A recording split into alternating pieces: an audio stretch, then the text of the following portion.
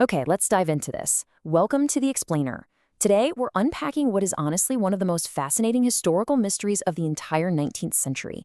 We are looking at a story of unprecedented power, curiously missing records, and an equation that, quite frankly, just does not add up. We're talking about the sudden, staggering emergence of the Rockefeller fortune.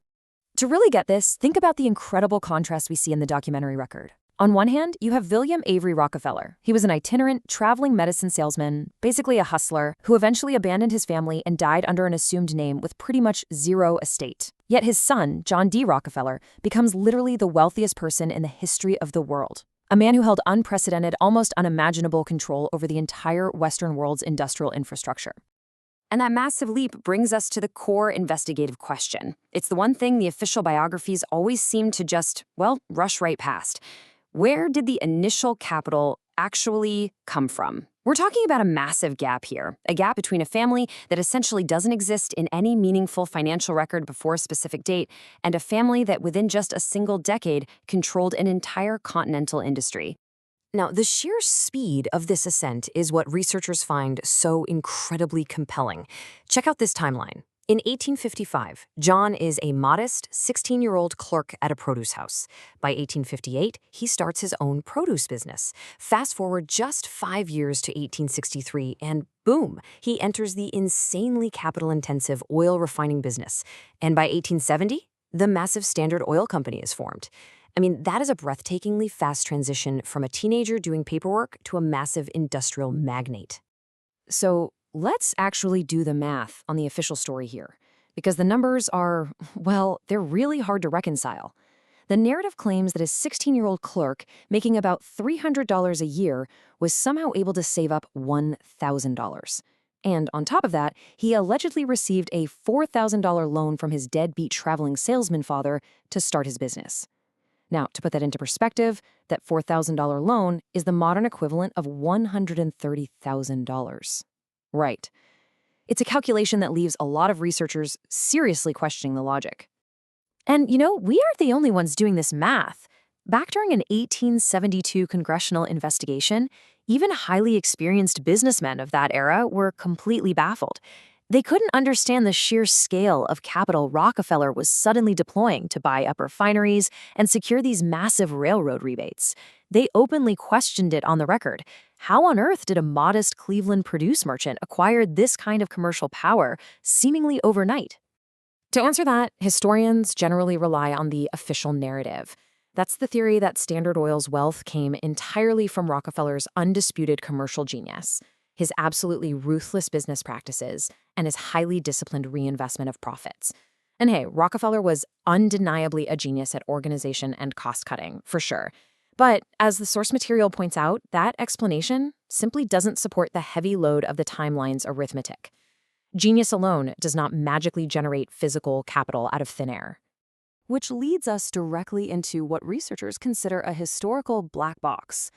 The Rockefeller Archive Center in Sleepy Hollow, New York, is incredibly well documented from the mid-1860s onward. It's a gold mine. But the critical wealth-building years, the window specifically between 1858 and 1864, are surprisingly sparse. The very records that could definitively answer where the initial seed money came from are essentially missing from the curated public view. So the crucial point is this. If the archives are basically giving us the silent treatment, we have to look outward. We have to pivot our investigation and ask what was happening in the broader American economy right between 1858 and 1865, because that incredibly turbulent historical window might actually be hiding the answers to our capital mystery. The source material details two main alternative frameworks to explain this anomaly. The first is the Civil War hypothesis. Remember, the Civil War was the absolute largest redistribution of resources in American history up to that point. The Union Army needed immense supplies, and government contracting was highly lucrative. It was also notoriously corrupt, often involving phantom deliveries and massive kickbacks. And Cleveland produce merchants, they were perfectly positioned to take advantage of this. Now compare the wealth you generate from legitimate agricultural distribution with the massive capital Standard Oil suddenly possessed to just absolutely crush its competitors. Sure, legitimate trade could make a merchant wealthy, but could it fund the aggressive, hostile takeover of massive oil refineries and national rail networks just a few years later? The records strongly gesture at the possibility that highly lucrative, completely off-the-books government contracts during the war were the real seed money here. The source material also neutrally examines a second, definitely more radical alternative framework regarding this exact same financial gap. It's called the Tartarian Reset Framework.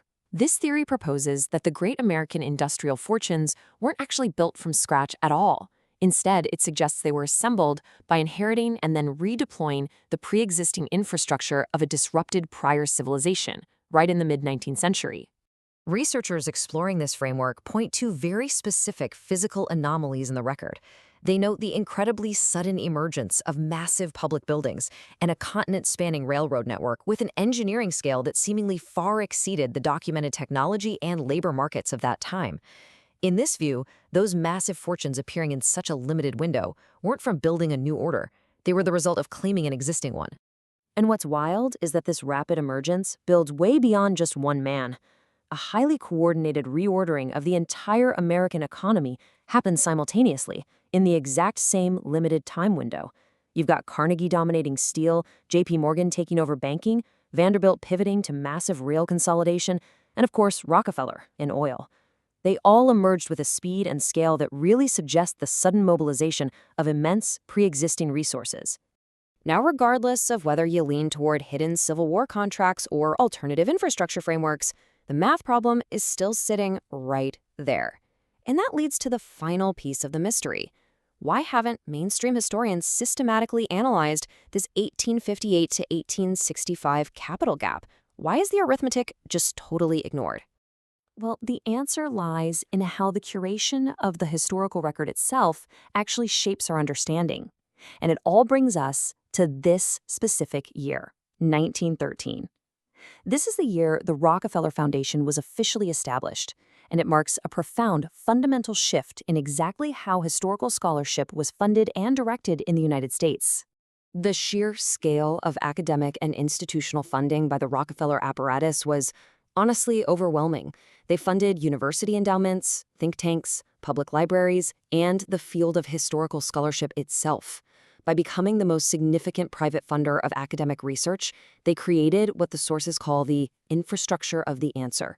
Think about it. They didn't even have to fabricate history. They simply shaped the questions that historians asked in the first place. Ida Tarbell is a brilliant example of how effective this was.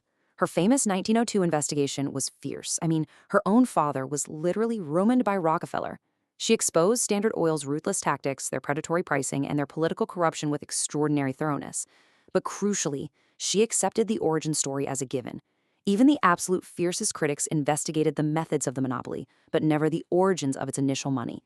The source text leaves us with this incredibly stark summary, and it hits the nail right on the head. The Rockefellers had no recorded wealth before 1858, then they owned everything. The arithmetic of the timeline does not support the load. According to this analysis, the official bridge, built entirely out of pure genius and reinvested pennies, simply collapses under actual scrutiny. Which leaves us right here. The records from the Cleveland City directories, the Civil War contracting investigations, the early railroad freight logs, they still exist. The arithmetic is sitting right there, available to anyone willing to actually do it. So what happens when we finally step outside the carefully curated narrative and start asking the questions the math actually demands? It's definitely something to think about the next time you hear the official origin story of immense power. Thanks for joining me on this explainer, and remember, keep questioning the math.